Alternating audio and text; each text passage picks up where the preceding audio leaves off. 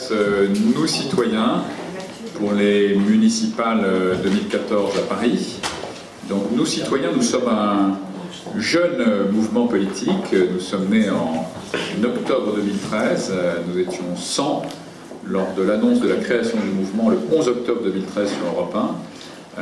Nous avons actuellement pratiquement 6 000 adhérents, 12 000 sympathisants. En un peu plus de 3 mois, nous sommes devenus un des 10 premiers mouvements politiques français. Nous sommes presque aussi gros que le Nouveau Centre, qui existe depuis très longtemps. Donc c'est un très beau succès, on en est très fiers, d'autant plus qu'on l'a fait avec très peu de moyens, avec une toute petite équipe. Donc c'est la preuve qu'il y a un appétit considérable de renouveau du discours politique chez les Français aujourd'hui. Nous partons de 2 constats. Le premier, c'est que notre pays a un potentiel considérable, a tout à fait la capacité de tirer parti de la mondialisation.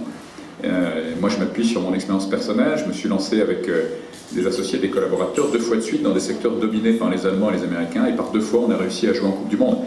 Donc si on crée un environnement favorable, nous, Français, on est capable de tirer parti de la mondialisation et de retrouver le plein emploi. Moi, je me suis lancé dans cette aventure parce que j'étais choqué de voir qu'on avait 5 millions de chômeurs, 9 millions de Français qui vivent sous le seuil de pauvreté, 150 000 bénéficiaires de plus du RSA l'année dernière, alors qu'on a absolument tout pour réussir en France et pour retrouver le plein emploi.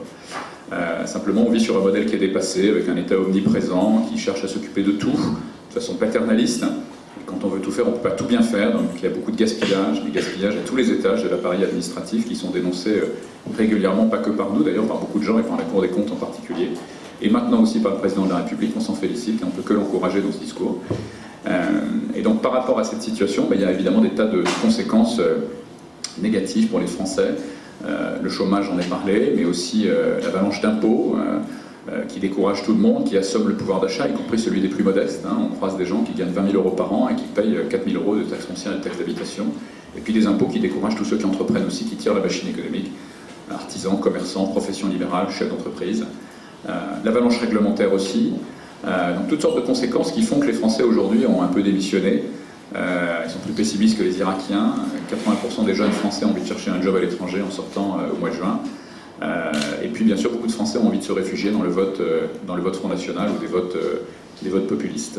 Et ça, c'est aussi une des raisons pour laquelle on a décidé de s'engager et d'essayer de créer une vraie alternative, une vraie 3e voie pour tous les déçus de la politique traditionnelle, qui soit une voie réaliste, avec des vraies valeurs en ligne avec la tradition française. On se veut humaniste, républicain, européen, on croit à une vraie solidarité chez nous citoyens, et avec un programme de réforme qui soit totalement assumé, ce qui n'est pas le cas des partis populistes, et donc avec un projet réellement ambitieux et raisonnable, et non pas un Tchernobyl économique, ce qui est le cas de la plupart des programmes des partis populistes. Donc voilà un petit peu ce qu'est nous citoyens. On n'avait pas de projet pour les municipales au départ. Notre projet, c'est qu'en 2017, on n'est pas une présidentielle pour rien. On ne se retrouve pas avec de nouveau des candidats qui nous parlent de sujets périphériques, de viande halal, le coût du permis de conduire, alors que la dette de la France est dégradée, que le système éducatif continue de se dégrader, que le chômage reste à des niveaux très élevés. Ce qu'on veut, c'est qu'en 2017, il y ait un vrai débat sur les vrais sujets. Et donc on était parti avec cette ambition. Et puis on a été sollicité très rapidement par des citoyens qui montaient des listes au municipal et qui disaient la même chose que nous. Ils disaient, nous, au niveau local, nous aussi, on en a marre des politiques de carrière, des gens qui sont là depuis toujours, qui ont fait 3, 4 mandats, qui, pour se faire réélire, adoptent des attitudes clientélistes, ne sont plus soucieux de l'intérêt général. Et donc, on aimerait travailler ensemble. Et donc, on a décidé assez rapidement de monter un projet municipal avec une démarche de labellisation. On a décidé d'essayer d'encourager des démarches citoyennes avec un label Nous Citoyens et avec en échange la signature d'une charte très exigeante, très exigeante et très innovante en France, qui met la barre très haut en termes de bonne gouvernance, en termes de transparence, en termes de bonnes pratiques dans la gestion des collectivités locales, avec une démarche qu'on appelle open data, des choses qu'on commence à voir dans les pays anglo-saxons, mais beaucoup moins présents en France. Et donc cela a donné ce projet pour les municipales. On a déjà labellisé une vingtaine de listes, un peu partout en France, à Arras, à Narbonne, à Rueil, à Colombes, à Grigny dans l'Essonne, avec un magnifique projet citoyen monté par des gens de Grigny issus des minorités, Couder-Ougby en particulier, qui était déjà présent en 2008, qui avait déjà fait 27% des suffrages en 2008, et qui repart donc en 2014 avec une liste et un label Nous Citoyens. Donc voilà un petit peu ce qu'est le projet, encourager des démarches citoyennes pour essayer de renouveler la gestion des collectivités, la gestion en particulier des municipalités, Et donc on ne pouvait pas ne pas faire quelque chose à Paris.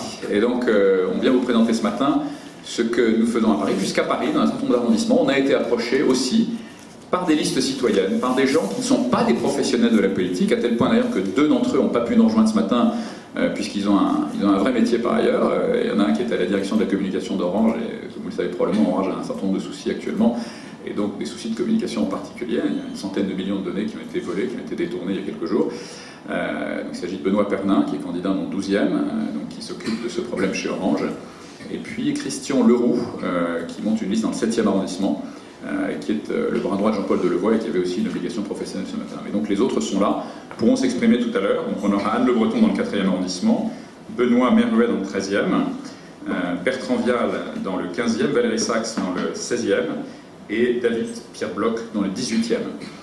Un certain nombre d'entre eux sont regroupés au sein d'un collectif, Valérie en parlera tout à l'heure, le Renouveau pour Paris. Alors tous ne le sont pas, Christian Leroux par exemple dans le 7e est dans une démarche qui est très personnelle, avec essentiellement un combat contre Rachida Dati, dont ils estiment qu'elle n'a pas fait ce qu'il fallait dans le 7e, elle n'incarne pas d'après eux non plus une démarche citoyenne. Encore une fois, la plupart, tous nos candidats ont un point commun, c'est que ce sont des gens, ce ne sont pas des professionnels de la politique, ce sont des gens qui ont un métier par ailleurs, qui trouvent le temps néanmoins de s'impliquer dans la vie de leur collectivité. Ce sont des gens aussi qui sont très intégrés à leur quartier, qui très souvent ont une activité sociale, se sont occupés d'associations, s'occupent toujours d'associations.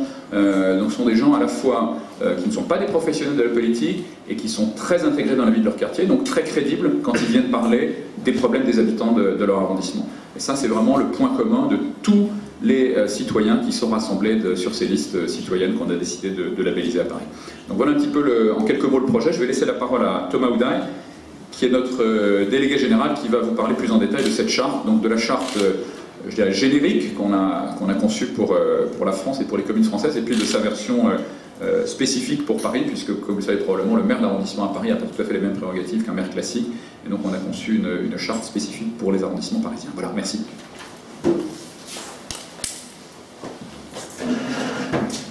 Merci Denis. Donc moi effectivement j'ai la joie de partager je dirais le développement avec la petite équipe qu'on a montée chez nous citoyens aujourd'hui, qui est en train de se déployer un petit peu partout sur le territoire français. Et en particulier aujourd'hui sur le sujet des municipales, de montrer, comme Denis l'a dit, car c'est un de nos mottos, un de nos fondamentaux, qu'on peut faire de la politique différemment. Un des gros enjeux en France, c'est le renouvellement de la classe politique.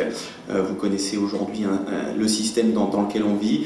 Et donc, l'objectif de ce projet des municipales, c'est de témoigner. Ce n'est pas une investiture de ces listes, c'est bien de témoigner qu'il y a des gens qui font de la politique différemment, qui représentent la diversité de la société civile et qui sont prêts à s'engager sur un certain nombre de critères qu'on a définis dans cette charte, des choses exigeantes, innovantes par rapport aux pratiques actuelles. On connaît tous un certain nombre de dérives en termes de politique locale. Et bien l'idée, c'est de montrer qu'on peut faire différemment, qu'on peut se préoccuper de la vie du citoyen, des deniers du citoyen, un certain nombre de principes de bon sens, de pragmatisme, qui est également au cœur de l'engagement de nos citoyens. Je dirais juste un petit mot sur l'influence qu'on a déjà. Denis en a parlé très très brièvement, mais on constate aujourd'hui dans le débat public un certain nombre d'idées que l'on prône progressent assez vite sur la façon à la fois de renouveler la vie politique, mais également de mieux gérer notre pays. Et au niveau des municipales, c'est la même chose. Je ne sais pas si vous avez vu la publication par Nathalie Kosciusko-Morizet de sa charte, qui reprend d'ailleurs un certain nombre d'idées que l'on va vous présenter, beaucoup moins exigeantes que la nôtre, mais voilà, l'idée de nos citoyens sur ce projet, encore une fois, ça n'est pas d'avoir des candidats partout en France, c'est de témoigner, c'est de faire bouger les idées, et c'est de mettre avec ce label la lumière sur ces candidats différents. Alors, quelques mots sur cette charte et sur ce label. Voilà, c'est d'abord un engagement je dirais, de constitution de cette liste, à savoir que les candidats ne doivent pas être investis par des partis politiques, doivent représenter la société civile dans ses diversités. Donc on analyse la constitution des listes. Et puis, c'est évidemment reprendre un des messages, un des engagements forts qu'on a au niveau de nos citoyens de manière générale, le non-cumul des mandats dans le temps. qui est un élément clé pour le renouvellement de la vie politique. Donc ça, c'est le premier volet. Le deuxième volet concerne la gouvernance, avec un certain nombre de principes de bon sens, de bonne gouvernance, comme par exemple concernant les attributions de postes à des gens de la famille des élus. On sait que ça peut arriver et que ce sont des choses qui ne sont pas éthiques. Et puis, plus généralement, l'embauche de personnel. On sait qu'il y a, la Cour des comptes l'a pointé encore il y a quelques mois, un enjeu très fort au niveau des collectivités locales de gestion budgétaire et en particulier de gestion du personnel.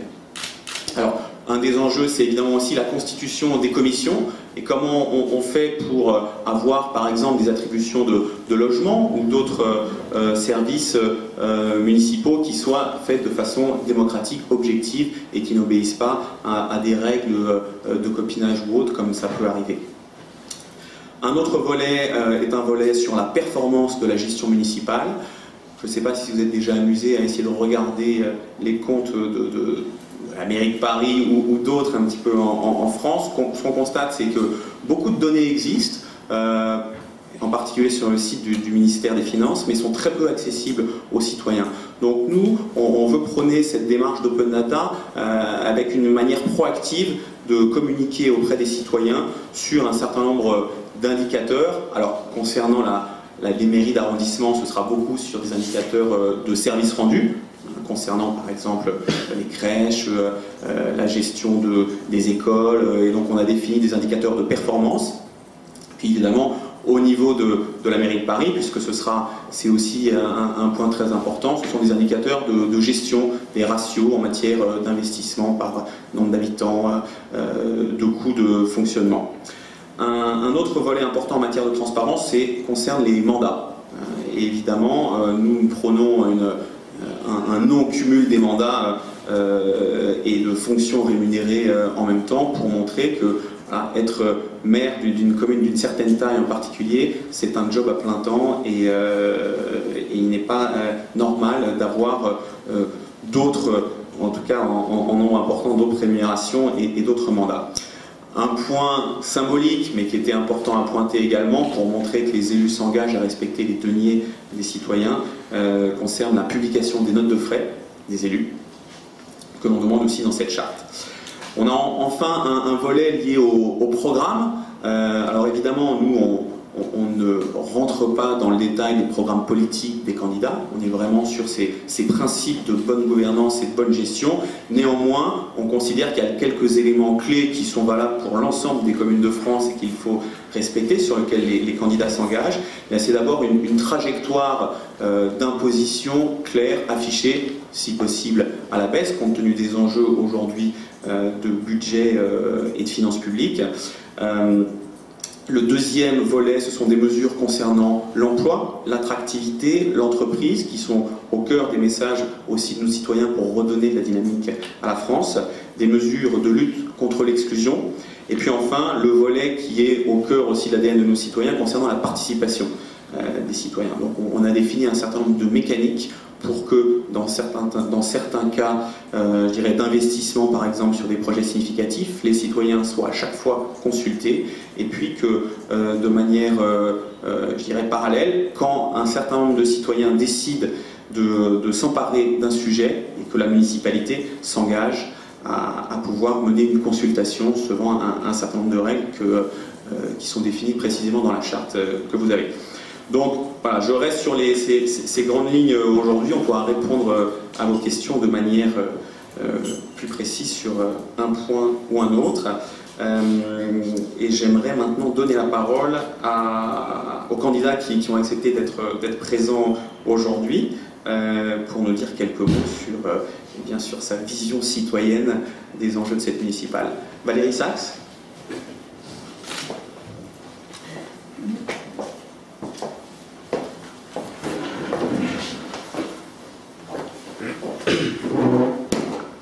Bonjour à tous. Donc je vais effectivement vous parler du 16e, mais avant j'aimerais revenir un instant sur l'aspect plus politique de notre positionnement sur l'échiquier parisien.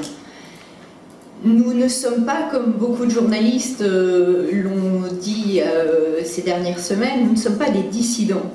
Nous sommes des candidatures légitimes. nous sommes ceux qui voulons faire de la politique autrement. Alors qu'est-ce que ça veut dire faire de la politique autrement, au-delà d'une phrase qui peut sonner un peu creux, un peu langue de bois? C'est-à-dire, au-delà de l'éthique, et la charte nous le rappelle, nous voulons assumer notre mandat à plein, c'est-à-dire exercer notre mission au service des Parisiens, nous engager à respecter notre engagement politique qui est de se mettre au service de nos concitoyens.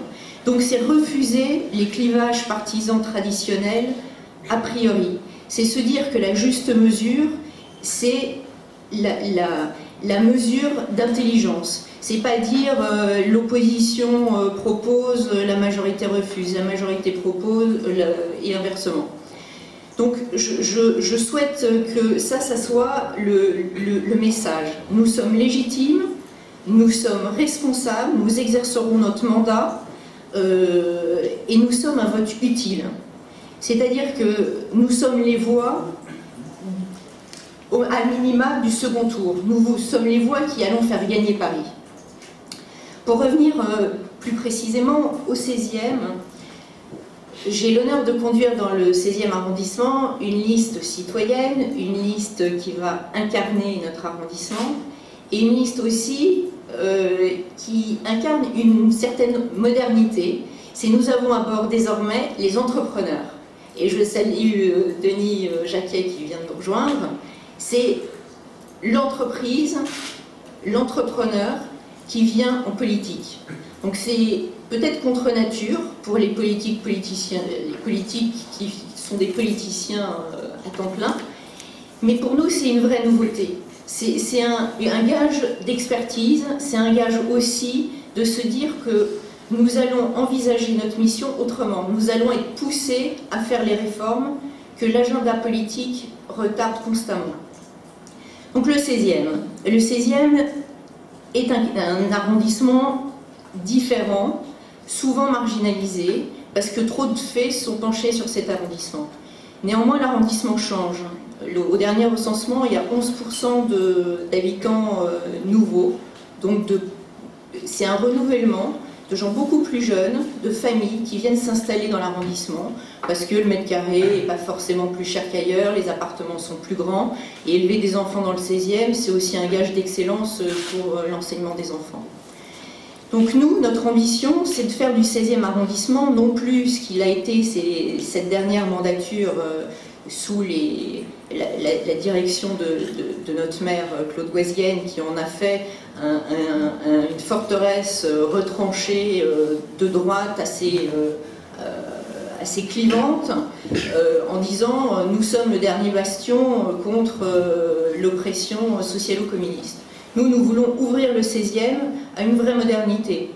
Nous voulons que le 16e soit un arrondissement dynamique, expérimental de ce que nous voulons faire au niveau de la mairie centrale. Nous voulons que l'entreprise soit la bienvenue dans notre arrondissement. Nous allons dérouler le tapis rouge aux entreprises. L'entreprise, c'est l'emploi.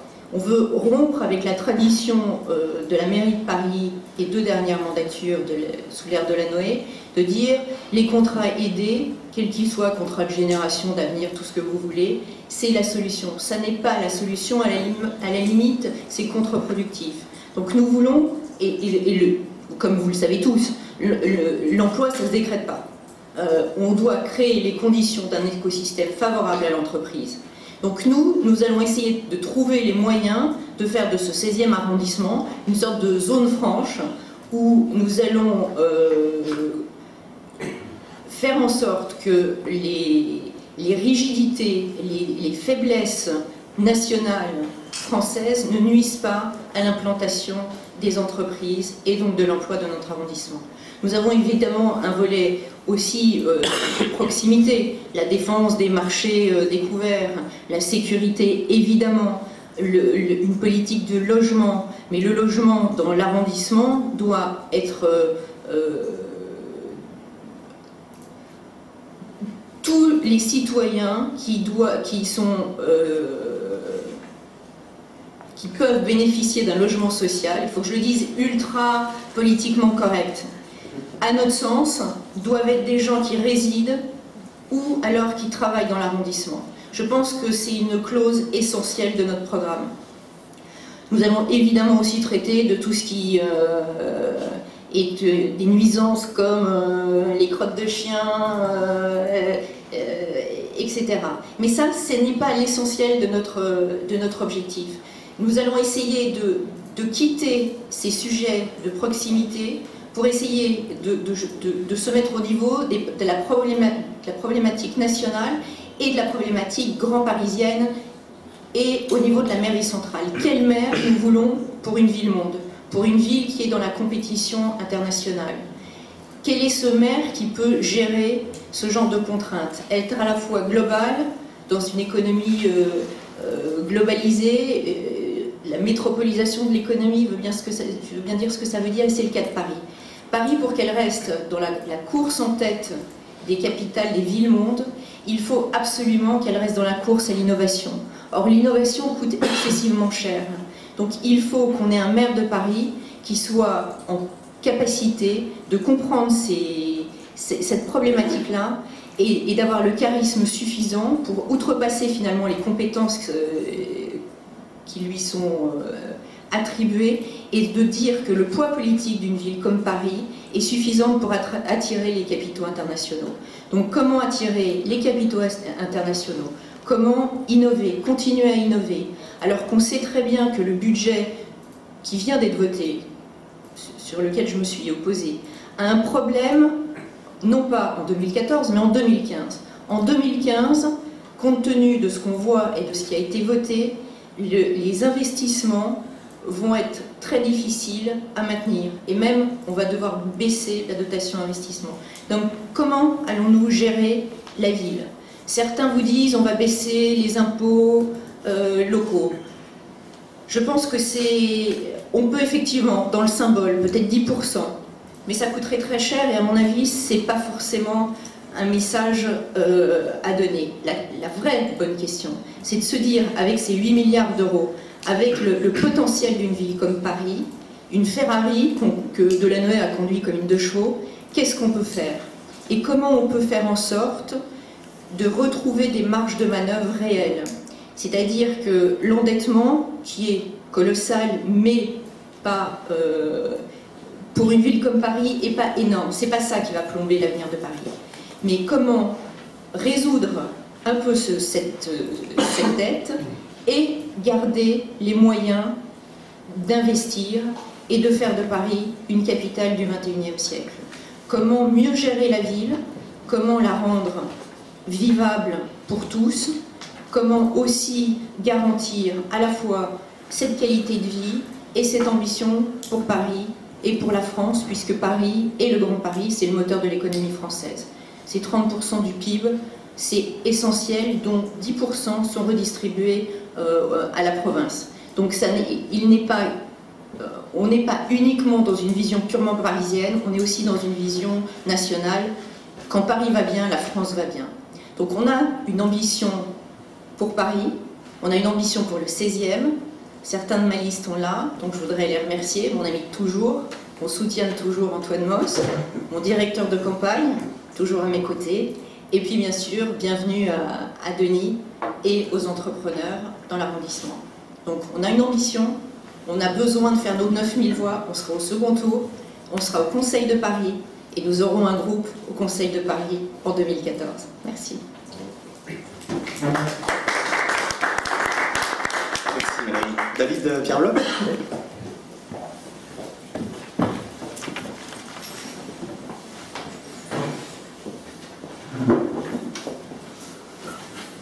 Bonjour à tous. David Pierre-Bleu, 18e arrondissement de Paris. Alors pourquoi nous citoyens en fait? Je vais vous expliquer un petit peu mon parcours politique. Je me suis présenté 2 fois, en 2007-2008, sur des listes totalement apolitiques, sans aucun parti. Parce que depuis toujours, je me bats contre le logement insalubre dans le 18e et dans tout Paris. Donc j'ai eu une permanence pendant 7 ans, que j'ai payé moi-même. J'ai été aidé par personne. On avait une trentaine de personnes qui tournaient dans cette permanence, qui était ouverte 6 jours sur 7. Cette permanence était en fait une mairie annexe. Alors ce qui est fou quand on est candidat dans un arrondissement, c'est qu'en général, on arrive 3 mois avant dans l'arrondissement, on ouvre une permanence, et le lendemain du second tour, on la ferme. Et c'est souvent le cas. La plupart des conseillers de Paris, ou des élus, qui ont un salaire conséquent, qui sont en général sur des doubles mandats, n'ont absolument pas de permanence dans Paris. Je défie quiconque de trouver une permanence électorale ou un bureau ouverte hors période élection. Donc le 16e, c'est trop cher. J'ai pas les moyens. Voilà. Donc le constat était de dire il y a des citoyens qui soient de droite, de gauche, et nous on est tout le monde. On a décidé de monter une liste cette année qui est une liste 100% citoyenne. Alors c'est quoi 100% citoyen? Vous allez dire tout le monde est citoyen, mais sauf qu'il n'y a pas de politique. Cette liste est composée d'habitants du 18e et on demande et on vérifie que les gens qui sont sur cette liste habitent bien le 18e. C'est quelque chose de très important. On a des gens de droite, on a des gens de gauche, on a des gens qui sont encartés dans des partis. Mais c'est aussi ça, les citoyens, c'est-à-dire que c'est un échange, c'est un dialogue, on essaye de construire des choses intelligentes pour l'arrondissement. On n'est pas du tout sur la politique nationale. Des gens à gauche ont des très bonnes idées, des gens à droite ont des très bonnes idées. Et donc voilà, on réunit tout ça. On a même un écologiste assez connu du 18e qui nous a rejoint hier. Donc pour vous dire. Non mais c'est vrai, tu rigoles, c'est pas ça. On a aussi quelque chose d'assez important, on a 15 commerçants. Il y a un engagement pour un commerçant, c'est quelque chose de très important parce qu'il s'engage politiquement, parce que ses clients potentiels peuvent dire bah, je ne suis pas son parti, il me fait chier avec ses affiches partout dans Paris ou dans l'arrondissement et je ne viendrai plus chez lui. Mais c'est un vrai engagement citoyen. Voilà, donc voilà pourquoi nos citoyens m'intéressent, le label m'intéresse. Après on a tous des affinités politiques, on a tous on va tous avoir des soutiens, des gens qui vont nous aider, plus ou moins officiellement ou pas. Mais le label de nos citoyens, en tout cas, nous réunit sur la citoyenneté et sur une gouvernance, en tout cas, qui, moi, me va très très bien. Une dernière petite chose, quand je m'étais présenté en 2008, pardon, j'avais marqué et j'avais dit partout que si j'étais élu conseiller de Paris, j'ai un métier par ailleurs, je reverserai l'intégralité de mes indemnités à des associations caritatives, notamment qui luttent contre le logement insalubre, parce que moi, c'est mon combat.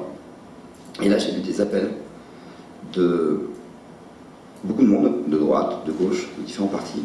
Ils m'ont dit, mais tu peux pas dire ça, tu vas créer un précédent, c'est pas possible, etc. Bon, je n'ai pas été élu, donc je l'ai pas fait. Mais je m'y engage aujourd'hui devant vous. Je pense que quand on est conseiller de Paris, qu'on a un métier par ailleurs,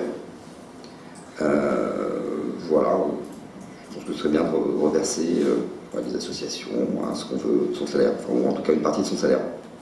Voilà. Je vous remercie, je ne sais pas qui passe après moi, et merci de venir m'accueillir.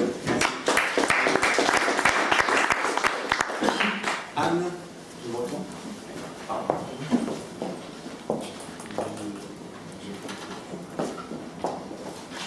Bonjour, Anne Le Breton du 4e arrondissement. Donc moi, comme David, mon premier engagement en fait dans la cité, c'était un engagement associatif. Je viens d'association de parents d'élèves que j'ai créée dans le 4e, que j'ai dirigée pendant une quinzaine d'années et qui m'ont amené ensuite à m'investir beaucoup dans l'aide aux sans-papiers. Un petit peu dans ce mouvement qu'il y a eu il y a une dizaine d'années dans les écoles. On s'est aperçu qu'il y avait des familles sans papier dans toutes les écoles et beaucoup de gens se sont mobilisés pour aider les régularisations. Donc cet engagement m'a ensuite amené à un engagement politique au centre. Et aujourd'hui, j'ai décidé de présenter donc une liste citoyenne dans le 4e avec le label Nous Citoyens. Alors, pourquoi Nous Citoyens? Pour les mêmes raisons qui ont déjà été dites, parce que moi, j'ai 2 chevaux de bataille, donc je suis une libérale sociale. Alors vous allez dire libérale, c'est un gros mot en France, mais j'ai un peu du mal à comprendre, et peut-être qu'on devrait changer le mot. Parce pourquoi on ne pourrait pas faire la même politique que tous les pays autour de nous qui ont réussi à baisser le chômage, qui sont maintenant, comme la Hollande, à 5% de chômage? en ayant pourtant une politique sociale très très forte. Donc je pense que ce n'est pas absolument incompatible d'essayer d'avoir une économie plus performante en gardant une attention très très forte pour ceux qui en ont le plus besoin. Donc mon constat, c'est que autour de nous, il y a une perte de confiance énorme dans le politique. Enfin, ça, vous avez tous pu le constater, et les journaux s'en sont fait énormément l'écho cette semaine. Et ce désamour avec la politique va s'exprimer dans les extrêmes ou dans le rejet des partis traditionnels. Et je pense que le meilleur moyen, en fait, de lutter contre ce mouvement, et surtout au niveau local, c'est de proposer quelque chose d'autre, une offre nouvelle, peut-être plus pragmatique, optimiste, déterminée, qui peut regrouper un petit peu les gens pour agir pour un projet dans leur arrondissement. Alors le 4e, c'est tout petit, hein, 10 000 électeurs en général pour les élections, voilà. Donc c'est un arrondissement où il est quand même assez facile, en étant très présent, de toucher beaucoup de gens, contrairement à des grands arrondissements parisiens. Nous, notre problème dans le 4e, principal, c'est la perte de population. Hein. On est un des 2 seuls arrondissements de Paris qui a perdu de la population, et puis beaucoup plus que le 5e qui en a perdu un petit peu aussi. Donc les prix de l'immobilier ont été multipliés par 3 en 20 ans, toute la population a changé, il y a beaucoup de gens qui achètent pour faire de l'investissement. Donc on a vraiment ce problème. Quand j'étais parent d'élèves, j'ai été obligée d'aller tous les ans me battre contre des fermetures de classes. Vraiment, l'arrondissement s'est vidé. Et alors cette fois-ci, on a une chance historique, puisqu'on a un énorme bâtiment de la préfecture à Morlan qui se vide, avec des dizaines de milliers de mètres carrés. On a une chance historique de faire un projet qui permettrait de faire revenir des habitants, de réouvrir des classes, enfin de vraiment... Et donc c'est une opportunité que nous voulons saisir, que nous voulons vraiment accompagner. Et pour ça, je pense qu'on n'a pas besoin spécialement d'une mairie à gauche ou à droite. On a besoin d'avoir une mairie qui travaille dans un projet commun, que tout le monde peut comprendre, de faire revenir des classes dans les écoles, ça parle à tout le monde, de travailler à avoir plus de monde dans le 4e, ça parle à tout le monde. Donc c'est vraiment un projet. Donc j'ai Daniel Sabat qui est aussi de ma liste, qui est avec moi aujourd'hui. Donc nous avons une liste qui va être mélangée en âge aussi, parce que voilà, c'est aussi un de mes choses de bataille. Je trouve qu'il n'y a pas assez de jeunes en politique et qu'on n'a pas besoin d'attendre d'avoir 40 ans avant d'être élu, voire plus. C'est quand même hallucinant dans un pays où à 50 ans on est jeune en politique, et ça je trouve pas ça normal du tout. Voilà, à partir de 25 ans, je trouve qu'on devrait pouvoir être député ou donc moi bien sûr je partage les valeurs de nos citoyens, responsabilité, solidarité, confiance. Et l'autre chose qui m'a vraiment attirée vers eux, c'est ce sentiment vraiment très fort, qu'on a besoin de réformes dans ce pays. Une réforme administrative, une réforme territoriale, une réforme fiscale. Et je suis, après plusieurs années en politique, parce que j'ai quand même fait de la politique dans les dernières 3 années, je suis absolument persuadée qu'une telle réforme ne sera pas possible si on ne fait pas en même temps une réforme de la représentation. Donc ça c'était les jeunes aussi par exemple, de la représentation et des pratiques politiques. Donc il n'y a pas assez de jeunes en politique, il n'y a pas assez de diversité, il n'y a pas assez de femmes, et il n'y a pas assez de profils différents. Et donc pour moi c'est un des nœuds qui nous empêche de nous projeter vers l'avenir et qui nous empêche d'aller vers l'avant. Et c'est un nœud qu'il faut absolument libérer. Je crois que j'ai dit à peu près tout ce que je voulais dire. Voilà. Merci. Benoît Mervet.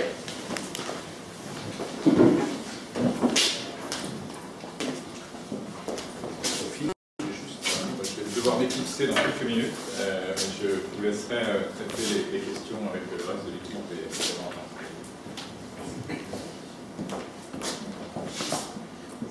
Oui, je suis un peu plus grand. Bonjour à tous, donc je suis Benoît Mervet, du 13e arrondissement. Je suis un cinquantenaire, mais jeune en politique. Parce que justement, c'est ce que l'on doit retrouver dans nous citoyens. Je ne suis pas un professionnel de la politique.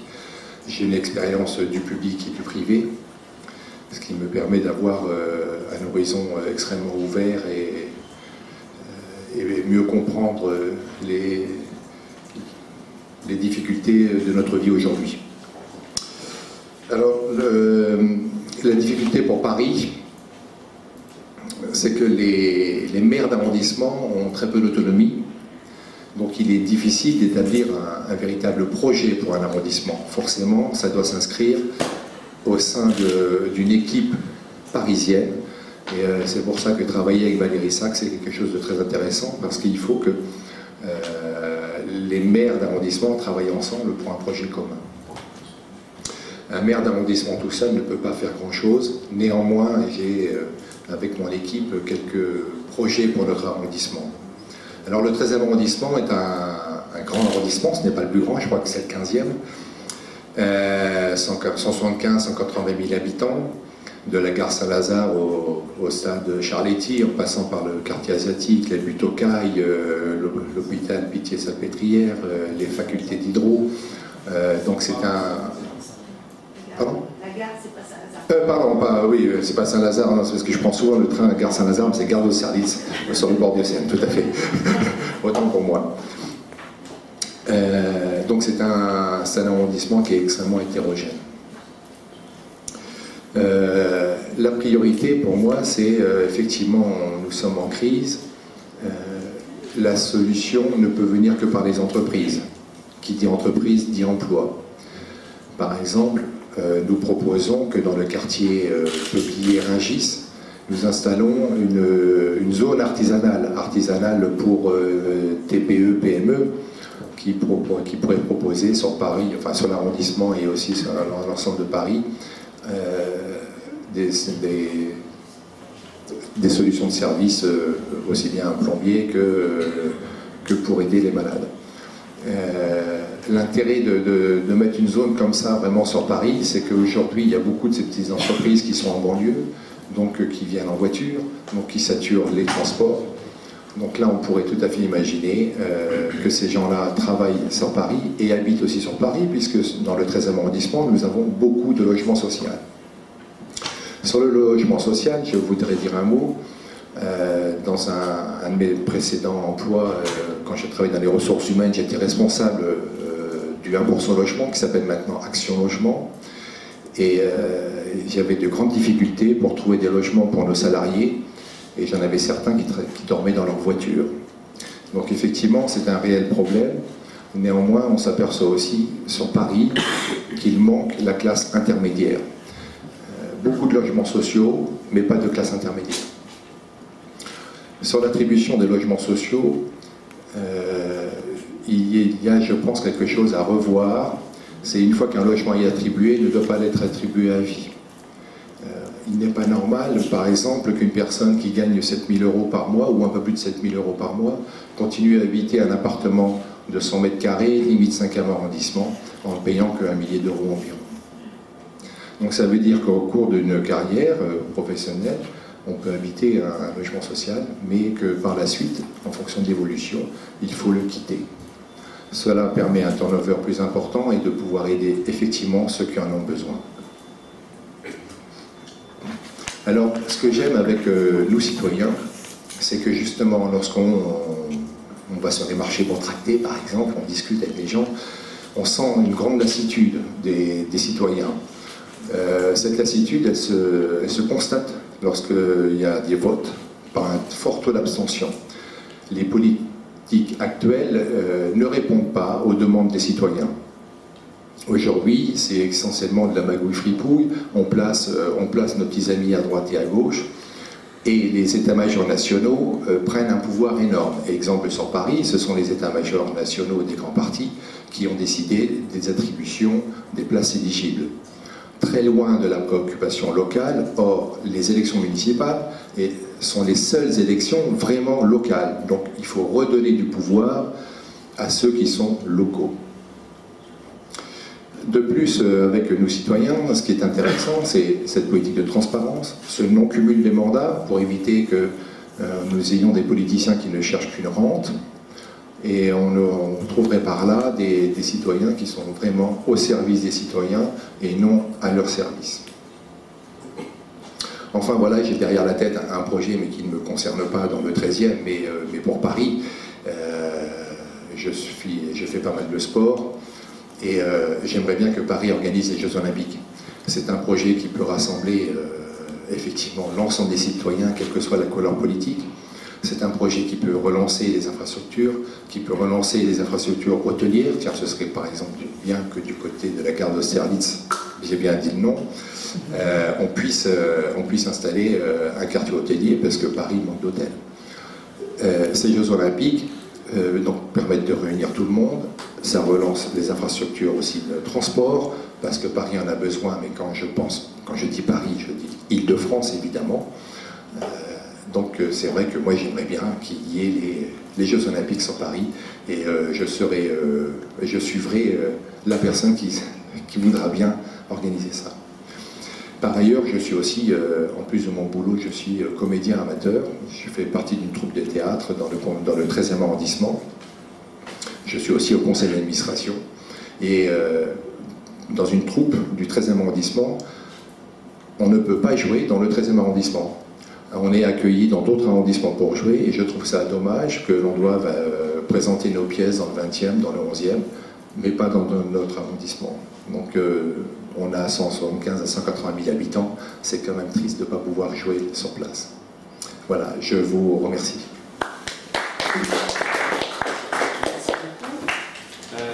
Le dernier, Bertrand Vial, pour le 15e.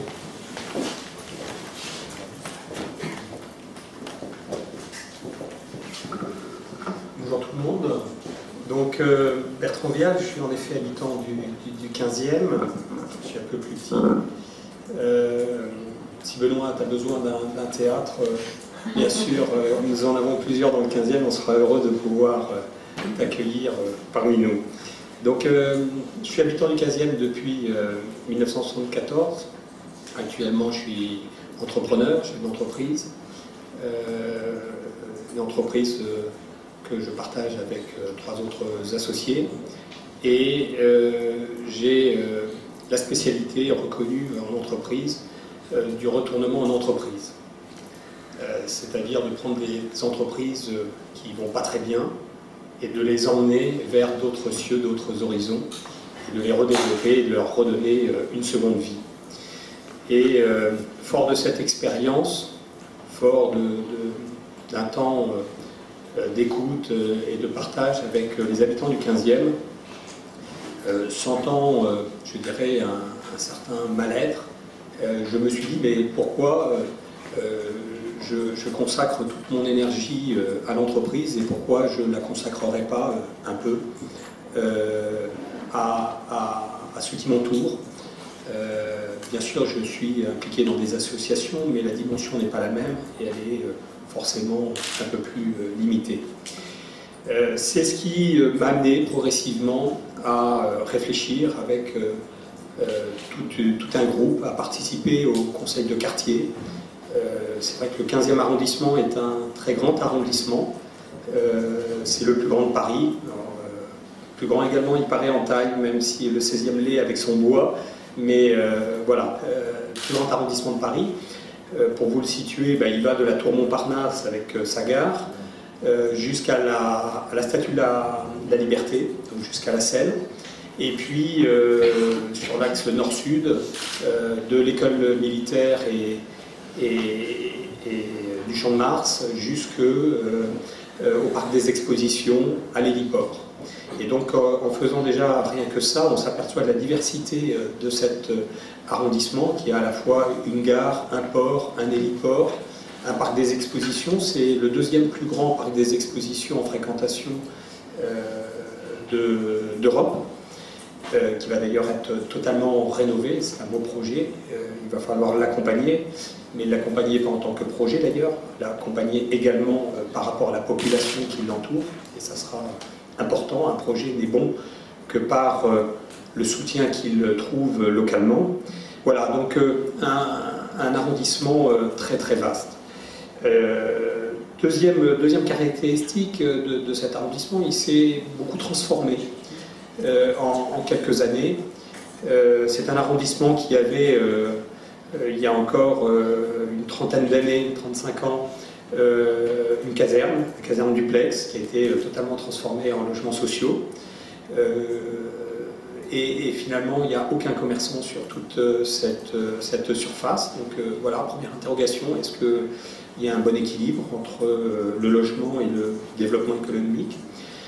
C'est un arrondissement où il y a eu également des transformations, quartier par quartier, avec un quartier qui a accueilli l'hôpital Georges Pompidou, avec le parc André Citroën, donc également beaucoup d'espaces verts.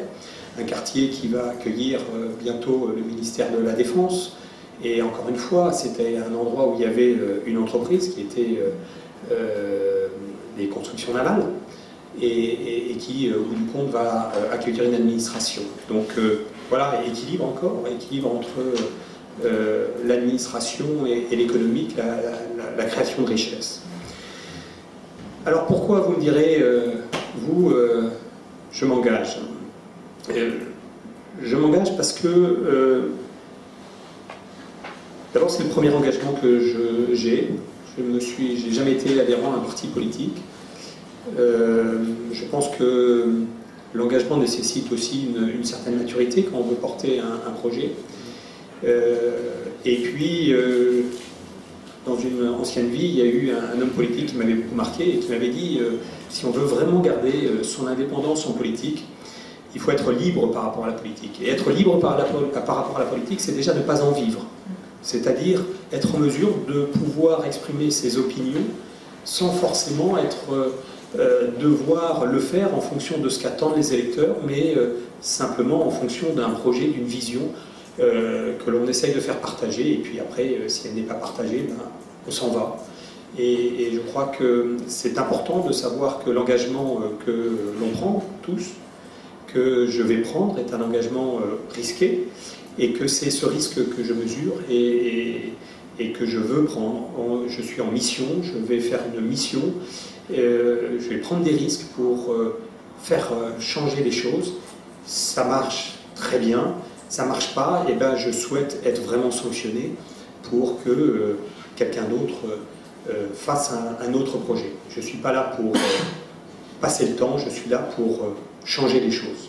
Voilà, et je crois que c'est ce qui me réunit énormément avec nous citoyens, c'est-à-dire on partage les mêmes valeurs, c'est vrai, mais d'un autre côté, on a un programme d'action, on a une volonté, certes politique, mais qui n'a de raison d'être que par l'action que l'on mène. Et en ça, je voudrais prendre quelques exemples très typiques du 15e qui m'ont fait réagir et qui sont très éloquents. Il y a un mois et demi, c'était juste avant Noël, je rencontrais les animateurs du centre Brancion, d'animation Brancion. Et je leur disais, voilà, quel est votre programme, qu'est-ce qui est prévu. Ils disent, on a une activité gratuite toute la première semaine de Noël pour tous les enfants du quartier. Vous savez, c'est un quartier Brancion, proche du périphérique, où il y a un certain nombre de bars, d'immeubles. Oui, il y en a dans le 15e. C'est le quartier des Périchots, qui a d'ailleurs été bien réhabilité. Et j'ai dit, c'est formidable, mais si c'est gratuit, là où vous êtes, est-ce que vous avez suffisamment d'animateurs? Il me dit, mon pauvre monsieur, c'est pas ça le problème. Je lui dis quoi? C'est le nombre d'enfants, parce que régulièrement nous annulons, même si c'est gratuit, parce que nous avons 1 ou 2 enfants. C'est-à-dire que dans un quartier où les enfants ont des difficultés à trouver des activités, sont désœuvrés, vous avez quelque part un centre d'animation gratuit qui n'arrive pas à avoir des enfants qui viennent pour participer. Alors ça m'a amené plusieurs réflexions.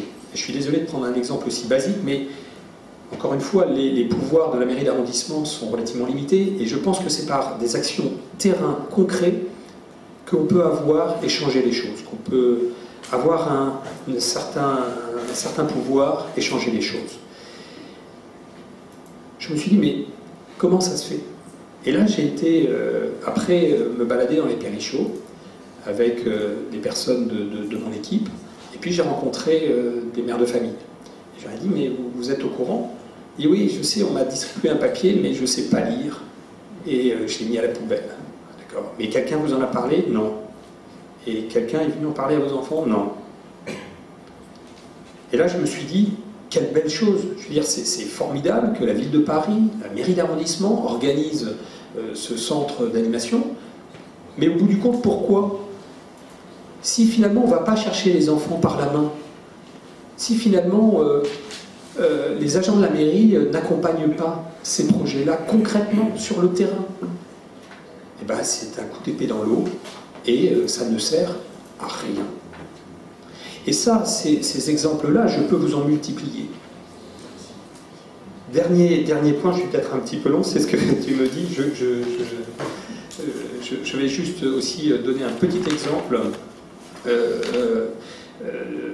qui est révélateur aussi du fonctionnement. On parlait tout à l'heure du fonctionnement de la ville de Paris et de ses... comment dire, de ces institutions, et Valérie les décriait à juste titre. J'ai rencontré Emmaüs Solidarité, qui a demandé au mois de février une subvention à la mairie d'arrondissement. Et ils ont failli fermer, ils ne pouvaient plus mener l'action. Donc il y avait tout un hiver qui est passé. J'ai dit, mais comment ça se fait? J'ai demandé à des élus, mais comment ça se fait? Vous ne pouvez pas faire quelque chose? Ils m'ont répondu 1000 euros. Hein. Excusez-moi, je n'ai peut-être pas précisé le montant, 1000 euros. Et je leur ai dit, mais qu'est-ce qui se passe? Il me dit, ben, on attend l'accord de la ville de Paris. C'est-à-dire que pour une subvention de 1000 euros d'une association Emmaüs dans le 15e arrondissement, c'est obligé de passer par la ville de Paris et de redescendre pour qu'il y ait une délibération en conseil d'arrondissement pour ces 1000 euros. Voilà. C'est typiquement des choses qui bloquent les systèmes et qui ne permettent pas d'avancer. Alors, je ne vais pas chercher les raisons, les responsabilités, ça ne m'intéresse pas. Ce que je veux, c'est mettre le doigt sur l'ensemble de ces dysfonctionnements, et la liste est très très longue. Et avec mon équipe, avancer pour pouvoir faire sauter ces verrous concrètement. On n'est pas dans la politique globale, on n'est pas dans la politique de la ville de Paris. On est dans les préoccupations de proximité des habitants et des acteurs économiques du 15e. C'est ça l'enjeu, et c'est ça l'enjeu que je veux défendre. Alors, au-delà de ça, bien sûr, il y a beaucoup d'autres idées importantes. On a donc, on citait peut-être les Jeux Olympiques. Aujourd'hui, il y a une association qui existe sur Paris 2025. On a le parc des expositions, il y a quelque chose de merveilleux à faire, des possibilités extraordinaires. Typiquement, voilà, le 15e doit s'investir dans ce type d'actions qui permettent de rayonner et de faire en sorte d'améliorer la situation des habitants et des commerçants du 15e. C'est un enjeu majeur et merci à nous citoyens de nous accompagner dans cette démarche. À très bientôt.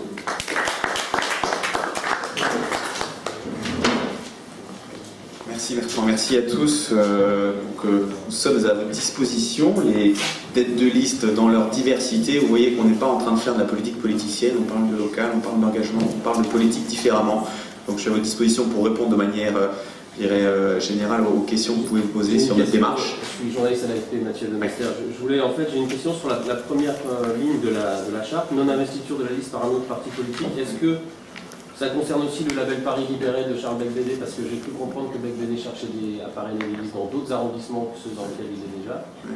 Est-ce que nous, citoyens, acceptera un double label de ces candidats? Priori, non, hein, même si on est dans une démarche, je dirais, qui procède. Il y a un certain nombre de points communs avec la démarche de Charles Becbédé. Ensuite, il a son passé, il a son investissement, il est quand même très marqué politiquement. Voilà, nous, on a une démarche qui est vraiment transpartisane, où on met en lumière un certain nombre de points de bonne gouvernance, de bonne gestion, d'éthique. Vous avez vu la diversité des candidats, on est surtout sur de la politique locale et a priori, non, on a des relations cordiales avec Charles Becbédé, mais chacun sa démarche et elles sont différentes. Bonjour, Jean-François Clavel du Office. Aujourd'hui, les clivages nationaux s'expriment davantage sur des questions de société que sur des questions économiques, entre la gauche, le centre-gauche et le centre-droit. Ces questions ne sont pas du tout abordées dans votre charte. Or, c'est justement des questions sur lesquelles les clivages importants apparaissent, y compris dans les villes. Est-ce que nous, citoyens, demandons à ces candidats une uniformité de point de vue sur des questions aussi larges que la défense de l'IVG, le mariage pour tous, le rapport, la lutte contre les drogues, qui sont des questions qui seront importantes à parler également? Ouais.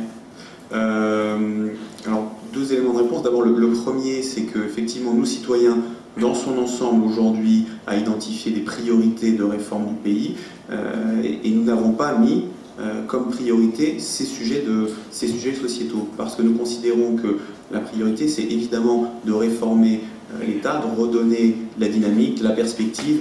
Une fois qu'on aura retrouvé de l'emploi, de la croissance et un environnement plus propice, on pourra aborder de manière, je dirais, sereine des problématiques sociétales qui ont été abordées par le passé d'une façon qui ne nous semble pas du tout constructive et qui vise à cliver. Nous, on vise à rassembler une majorité de citoyens qui aujourd'hui pensent qu'on ne peut plus continuer comme ça. Ça, c'est la réponse, je dirais, générique sur cette question des débats de société. Et localement, vous avez vu notre charte, là je suis encore plus strict.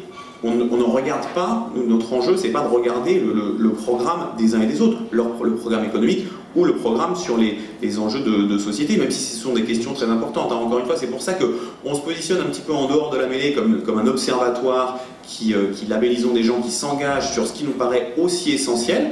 Alors on ne couvre pas tous les sujets, mais c'est cette façon de faire de la politique différemment et de représenter vraiment le citoyen.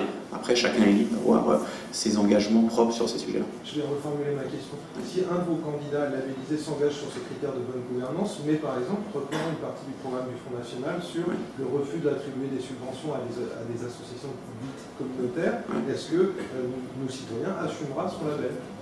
Alors, on a aussi une part de responsabilité dans les gens qu'on labellise, hein, et si ce sont des gens qui reprennent, qui sont pas en accord avec nos valeurs, on ne les labellisera pas. Mais dans votre charte, je vois rien qui... Non, mais après, voilà, on a un processus de labellisation qui est basé sur des critères objectifs, et ensuite on a un jury qui regarde les composantes et l'ADN des listes. Et donc cet ADN vous permet du coup de filtrer des personnalités dont les idées ne correspondent pas globalement à nos valeurs. Une approche assez centriste, on peut le dire.